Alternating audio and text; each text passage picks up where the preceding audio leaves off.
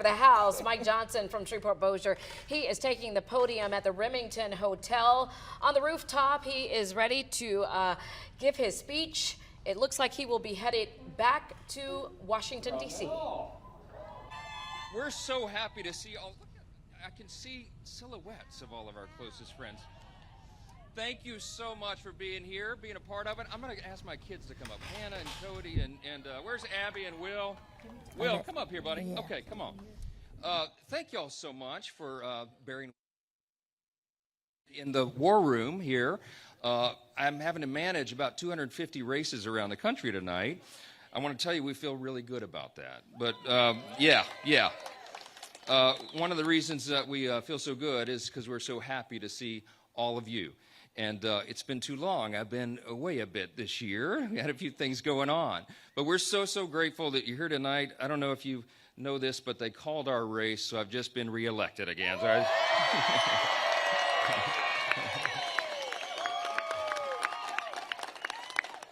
some of y'all come over here and even this out. Look,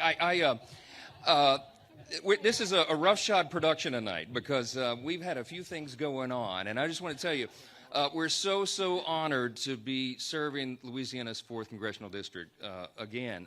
It's been the honor of a lifetime to serve my hometown here and the surrounding district.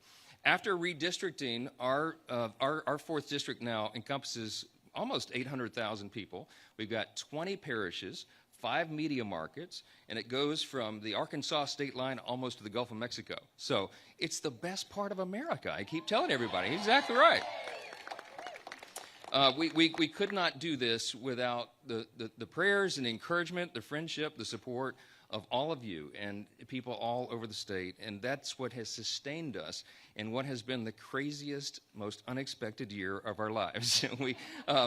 I don't know if you realize this, but being Speaker of the House was not on our bucket list. We didn't know this was going to happen, and it did.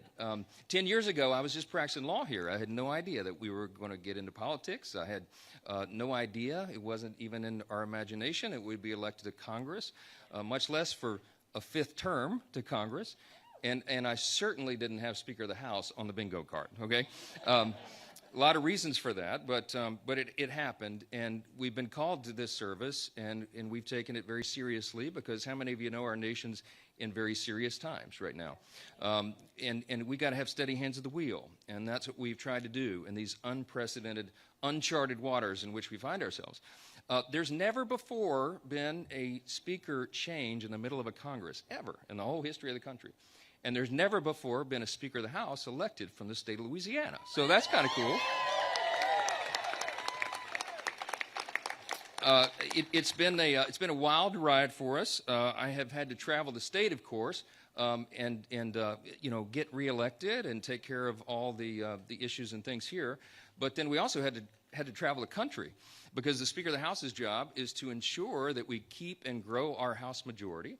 And that we get really qualified candidates in these races to flip some of the blue seats to red.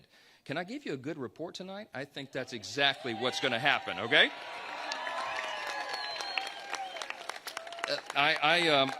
They gave me the stats today. This morning, I was in Pennsylvania. Pennsylvania is one of the most important swing states. I did 2 of our key districts there the day before. I did 2 districts in Virginia with our candidates. We've been all over the place. In fact, they told me the stats. As of this morning, I led 342 campaign events in 260 cities across 40 states. And I traveled enough miles to circle the globe 5.5 times. That's what I did in the last 11 months. Yeah. President Trump told me, he said, Mike, we got to leave it all on the field. And we did. We did. We left it all on the field. Some of you know I was 4 inches taller when I got this job. They beat me down mercilessly. We're going to keep going. We could not have done it without your help. And I just want to specifically thank the love of my life, Kelly Johnson. We made 25 years marriage this year. I said, boy, if we survive this one, this will be the big one. She made an awesome bio video that broke tonight. I don't know. It was so good. We didn't get to see it, but maybe one day you will. And it was so kind, and she's been the perfect helpmate to me along the way. She is super talented. She is the talent in the family, and yeah, thank you. Thank you. And because we didn't have enough going on this year, we had a marriage in the family. That seemed like a great idea. Hannah and Cody got married in June. What a brilliant timing that was, guys. Well, we're so glad to have Cody in the family. We've known him since 6th grade. He's a good guy, and they've started their lives. Hannah's about to finish law school. Abby over here is working in Washington, D.C. now, graduated and going to go to law school. And then Will is our family mascot. Thank you, Will, for taking care of it. Yes. Jack's not here tonight because he's a freshman at the Naval Academy. And so keep him in your prayers. He made the boxing team. I said, son, can we do the rowing team? We don't break our nose 10 times. Anyway, we'll see where that goes. Look, I have to give a lot of thanks, too, to the team. I have the best team in the country. They serve this district so well.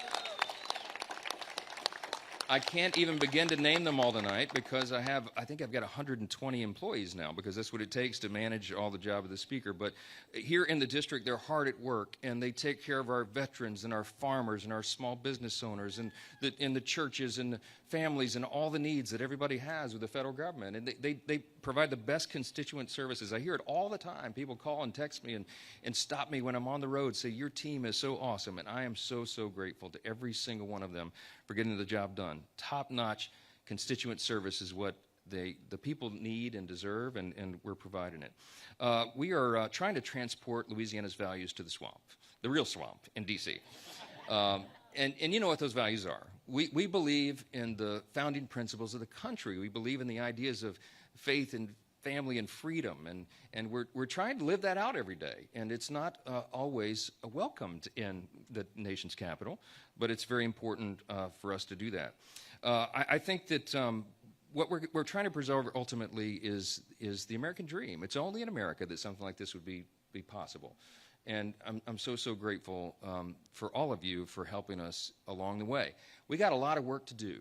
And I want to tell you what I believe. We're watching everything very closely tonight. It may be a long night. I think in a little bit we're going to go to Mar-a-Lago, I think, and be down there with President Trump. But I think at the end of the day, at the end of the night, when they tabulate all this, I am very hopeful that we're going to have not only a larger majority in the House to make my job easier, but we retake the Senate and the White House as well. I think that's what's going to happen. Listen, when we win this thing, and I think we will, and not to put the cart before the horse, but we're going to be prepared to lead because we are facing the greatest collection of challenges that our country has faced probably since World War II, if not the Civil War. We're on the verge of World War III. You have our adversaries that have seen weakness projected on the world stage. Russia, China, Iran, North Korea are actually coordinating together right now. These are very serious times, and we have to take it seriously.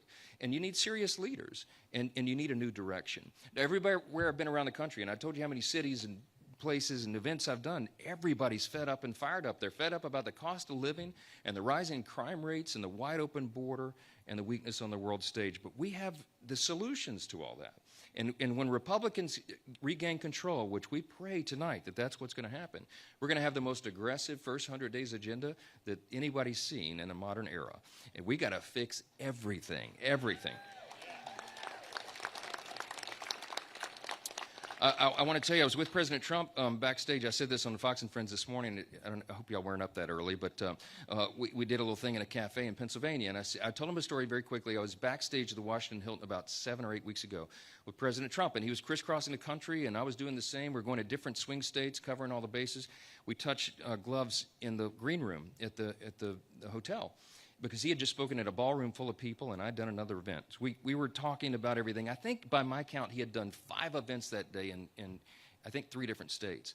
It's about 10:45 at night. We're sitting in the green room talking, and his staff comes in, taps him on the shoulder, says, Mr. President, we got to go. Your pilots are going to time out on Trump Force 1, which means he'd have to stay grounded. Can't stay grounded. So he stands up, and he buttons his coat, and he's about to walk out of the room. And I said, Mr. President, I just want to say, your stamina is so inspiring to me and to all of us. Mr. President, you didn't have to do this. You had a great life, right? Why would you even subject yourself to this again? You know, I mean, they've been attacking you since you came down the golden escalator. They have engaged in lawfare. They've just tried to destroy your reputation and your family. They've brought you to court, and they've even taken actual shots at you, sir. And I just want to say it inspires me. And he unbuttoned his coat, got real serious, sat back down on the edge of the chair, and leaned in on his knees, and he said, Mike, I'm not going to do it in his voice. He said, Mike, we got to leave it all on the field. He said, because what if we lost? we'd never be able to forgive ourselves. What if we could have done one more event, one more rally, shaken one more hand? He said, I told my staff to book out every hour of every day between now and the election because we got to leave it all on the field. I said, Mr. President, you're right. He buttoned his coat up and left. The next morning, I had all the House Republicans together. We do a weekly breakfast together. And I told him that story. And I said, if our nominee for president can give that level of commitment, if he can leave it all on the field, then every single one of us has to do the same. And that's what our colleagues have been doing around the country. That's exactly right.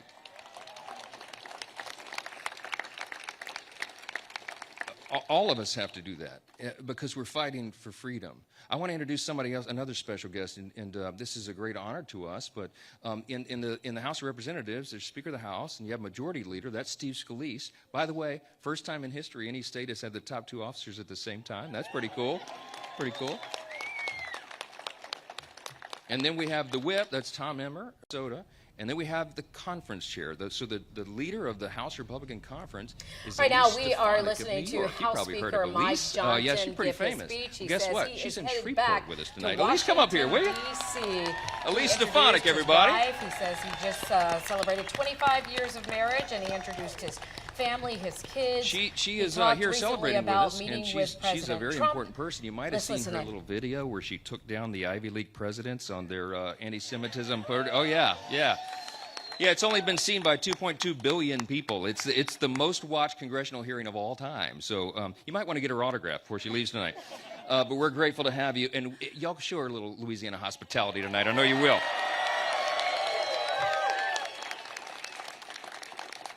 So look, it's too early to call everything, but we're very optimistic. I mean, it looks good. I've been in the war room. I'm calling the candidates as they're calling the races. All of our friends were congratulating them. We got some awesome people joining the conference. We got new members coming in, and I think we're going to have many more. So it's going to be a good night, and I think ultimately, I pray, I believe that God's not done with America yet. I think he's going to give us another chance. That's what I believe. That's what I believe. Listen, at the end of the day, Ronald Reagan used to remind us of a number of things, and he said freedom is not inherited in the bloodstream. It's got to be fought for and protected. It's got to be taught and passed along to the next generation so that our children and our grandchildren can have the same liberty and opportunity and security that we have known. I just want to say from the bottom of my heart, we are so, so grateful to all of you. We couldn't imagine to do anything like this without your help. That's a drone. That's not a threat, I don't think.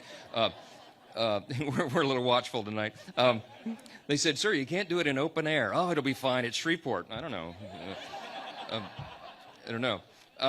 Listen, we're bullish about the future. I believe America's best days are ahead of us. And we're going to keep our steady hands at the wheel. We're going to dig in and do the work. And we have a great team to get that done. Will you keep the whole of Congress in your prayers? Will you keep the president, whoever wins, keep them in your prayers? Because I believe we can turn this thing around and we can keep this great nation that God has blessed us with. Thank y'all so much for being a part of this tonight. We appreciate you so much. God bless you. Yeah. Of course, that was Speaker of the House, Mike Johnson. Thank you so much. So we got a lot more food and stuff, and we're going to be monitoring speech, the races, and I'll be in and out. energy. But let's see. Let's keep our fingers crossed and keep praying. God bless you. Thank you for being here.